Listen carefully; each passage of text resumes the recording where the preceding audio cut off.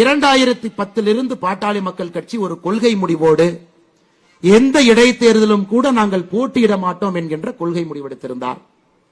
அது 14 ஆண்டுகள் கழித்து அந்த கொள்கை முடிவை மாற்றிக்கொண்டு விக்கிரவாண்டி களத்திலே தேசிய ஜனநாயக கூட்டணி சார்பாக 14 ஆண்டுகள் கழித்து பாட்டாளி மக்கள் கட்சி இன்னைக்கு ஒரு இடைத்தேர்தலை சந்திக்கிறாங்க. எதற்கு என்பதை நாம் முதலில் புரிந்து கொண்டால் இந்த தேர்தல் எதற்கானது என்பது நமக்கு முழுமையாக தெரியும். அன்பு சொந்தங்களே, 14 ஆண்டுகள் பொறுத்திருந்து 2024 இடைத்தேர்தல், நம்ம மருத்துவரை எப்பவுமே சொல்லுவாங்க, இந்த இடைத்தேர்தல் என்பது ஒரு வேஸ்ட் ஆஃப் டைம். ஆளுங்கட்சிக்காரங்க யார் இருக்கிறாங்களோ அவங்க எம்எல்ஏ கொடுத்துட்டு போயிருங்க. காரணம், இடைத்தேர்தல் என்று சொன்னாலே அது பணம் தான். இடைத்தேர்தல் என்று சொன்னாலே மக்களை விலைக்கு வாங்கறதுக்கு முயற்சிப்பாங்க. இடைத்தேர்தல் என்று சொன்னாலே ஜனநாயகத்தை கேவலப்படுத்துவாங்க. அதனால் இடைத்தேர்தலில் போட்டியிடாமல் இருப்பது நல்லதுன்னு மருத்துவர் ஐயா சொன்னாங்க. ஆனா இன்னைக்கு மருத்துவர் ஐயா 14 ஆண்டுகள் கழித்து களத்துக்கு வர வேண்டிய காரணம் என்ன? காரணம், ஒரு ஆட்சி எப்படி இருக்கக்கூடாது என்பதற்கு உதாரணமாக ஒரு ஆட்சி இங்கே நடந்து கொண்டிருக்கிறது. எதற்காக மருத்துவர் ஐயா தன்னுடைய உயிரை கொடுத்து வாழ்ந்து கொண்டிருக்கின்றார்களோ, மது இருக்கக்கூடாது என்று வாழ்ந்து கொண்டிருக்கின்றார்களோ, அது ஆறாக ஓடிக்கொண்டிருக்கிறது.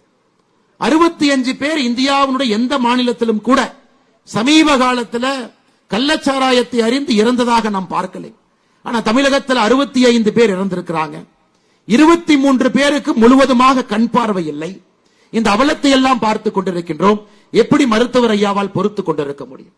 அதையெல்லாம் தாண்டி மக்களுக்கு எதிரான ஒரு ஆட்சி இங்கே நடந்து கொண்டிருக்கிறது. அதை எப்படி கை கட்டி வேடிக்கை பார்ப்பது என்கின்ற ஒரே காரணத்திற்காக இன்னைக்கு தேசிய ஜனநாயக கூட்டணி சார்பாக பாட்டாளி மக்கள் கட்சி இங்கே களத்தில் இறங்கி நம்முடைய அன்பு தலைவர் சி அன்புமணி அவர்கள் நம்முடைய வேட்பாளராக நின்று கொண்டிருக்கின்றார்கள். அருமை சொந்தங்கள், இது ஆண்டவன் நமக்கு கொடுத்திருக்கக்கூடிய ஒரு வாய்ப்பு. அண்ணன் இன்னைக்கு சட்டமன்றத்துக்கு போறனால தமிழகத்துல ஆட்சி கவிழ்ந்துருமா? இல்லைங்க. சி அன்புமணி அண்ணன் அவர்கள் இன்னும் ஒரு 15 நாட்கள்ல சட்டமன்றத்துக்குள்ள போனா தமிழகத்தினுடைய அரசியல் வரலாறு மாறுமா? மாறும். இதற்காகத்தான் இந்த தேர்தல் ஒரு சரித்திர முக்கியத்துவம் வாய்ந்த ஒரு தேர்தல்.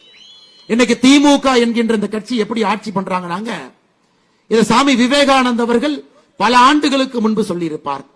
ஒரு குரங்கு, அந்த குரங்கே தன்னிலை மறந்து இருக்கக்கூடிய ஒரு குரங்கு மரத்து மேல ஏறி இருக்கு.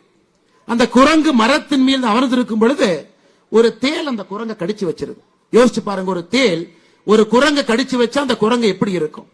அதுக்கப்புறம் அந்த குரங்கு கல்லை குடிக்குது. தேளால் கடிப்பட்ட ஒரு குரங்கு கல்லை குடித்து விட்டு வீதிக்கு வந்தால் எப்படி இருக்குமோ அதுதான் இன்று திராவிட முன்னேற்ற கழகத்தினுடைய ஆட்சி. மதம் பிடித்த யானை என்று சொன்னால் அது பொய்யாகிவிடும். அதிகார பலத்தை வைத்துக் கொண்டு நான் என்ன வேண்டுமானாலும் செய்வேன், யாரும் என்னை கேள்வி கேட்க மாட்டார்கள்.